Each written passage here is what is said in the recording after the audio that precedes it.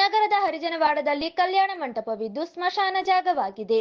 ಈ ಭಾಗದಲ್ಲಿ ಹೆರಿಗೆ ಆಸ್ಪತ್ರೆ ಮತ್ತು ಪೊಲೀಸ್ ಠಾಣೆ ನಿರ್ಮಾಣ ಮಾಡಬೇಕೆಂದು ಅಖಿಲ ಕರ್ನಾಟಕ ಭುವನೇಶ್ವರಿ ಸೇನಾ ಸಮಿತಿ ಜಿಲ್ಲಾ ಘಟಕದ ಅಧ್ಯಕ್ಷ ತಮ್ಮೇಶ್ ಹೇಳಿದರು. ಪತ್ರಿಕಾಗೋಷ್ಠಿಯಲ್ಲಿ ಮಾತನಾಡಿ, ಕಳೆದ 25 ವರ್ಷದ ಹಿಂದಿನಿಂದಲೂ ನಗರದ ಹರಿಜನವಾಡದಲ್ಲಿ ಮೂಲಭೂತ ಸೌಕರ್ಯಗಳನ್ನು ಒದಗಿಸಿಕೊಡಲು ಸರ್ಕಾರಕ್ಕೆ ಸಲ್ಲಿಸುತ್ತಾ ಮನವಿ ಬಂದಿದೆ. ಸರ್ಕಾರ ನಿರ್ಲಕ್ಷ್ಯ ವಹಿಸಿದೆ. 25 ವರ್ಷಗಳ ಹಿಂದೆ ಜಿ. ಕುಮಾರ್ ನಾಯಕ್ ಡಿಸಿಯಾಗಿದ್ದರು. ಇದೀಗ ಸಂಸದರಾಗಿದ್ದಾರೆ. ಹರಿಜನವಾಡಕ್ಕೆ ಹೆರಿಗೆ ಆಸ್ಪತ್ರೆ, ಕಲ್ಯಾಣ ಮಂಟಪ, ಸ್ಮಶಾನ ಜಾಗ, ಪೊಲೀಸ್ ಠಾಣೆ, ಗ್ರಂಥಾಲಯ, ನೀರಿನ ಟ್ಯಾಂಕ್, ಸಿಸಿ ರಸ್ತೆ ನಿರ್ಮಾಣ, ಕೈಹೆಂಡ ಮಾರುವವರ ವಿರುದ್ಧ ಕ್ರಮ ಕುರಿತು ಮನವಿ ಮಾಡಲಾಗಿತ್ತು ಎಂದರು. ನಗರಸಭೆಯು ನಿರ್ಲಕ್ಷ್ಯ ವಹಿಸಿದೆ. ಶೌಚಾಲಯ ನಿರ್ಮಾಣ ಮಾಡಿಲ್ಲ. ಇದೀಗ ಹಿಂದಿನ ಡಿಸಿ ಸಂಸದರಾಗಿದ್ದು ಈ ಬೇಡಿಕೆ ಈಡೇರಿಸಬೇಕೆಂದು ತಿಳಿಸಿದರು.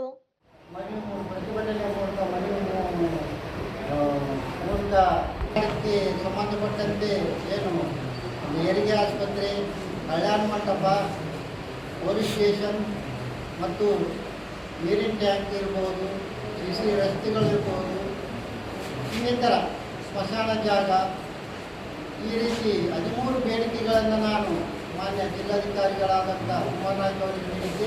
ಆ ಸಂದರ್ಭದಲ್ಲಿ ಅವರು ಭರವಸೆ ನೀಡಿ ನಮಗೆ ನಾವು ನಮ್ಮ ಕೈಲಾಗಿ ಏನು ಆಗುತ್ತೆ ಸರ್ಕಾರದಿಂದ ನಾವು ಅಂತ ಭರವಸೆ ನೀಡಿದ್ರು. ಅದೇ ರೀತಿಯಾಗಿ ಈಗ ನಮ್ಮದು ಒಂದು ಕಲ್ಯಾಣ ಮಂಟಪ ಆಗಿದೆ, ಒಂದು ಸ್ಮಶಾನ ಜಾಗ ಸಿಕ್ಕಿದೆ. ನಂತರ ಪ್ರಮುಖವಾಗಿ ಪೊಲೀಸ್ ಸ್ಟೇಷನ್ ಇದುವರೆಗೆ ಆಗಿಲ್ಲ. ದುರದೃಷ್ಟಕರ ಸಂಗತಿ, ಒಂದು ಹೆರಿಗೆ ಆಸ್ಪತ್ರೆ ಆಗಬೇಕಾಗಿತ್ತು, ಅದೂ ಆಗಿಲ್ಲ. ಇರತಕ್ಕಂಥ ಎಲ್ಲ ಲೀಡರ್ಗಳು ಅಂದರೆ ವಾರ್ಡ್ 19, 20, 21 ವಾರ್ಡಿಗೆ ಸಂಬಂಧಪಟ್ಟ ಲೀಡರ್ಗಳು ಮುತುವರ್ಜಿ ವಹಿಸಲಾರದೆ ಕಾಳಾಗಿರುತ್ತೆ ಅವರ ಒಂದು ಇಲ್ಲಿ ಪೊಲೀಸ್ ಸ್ಟೇಷನ್.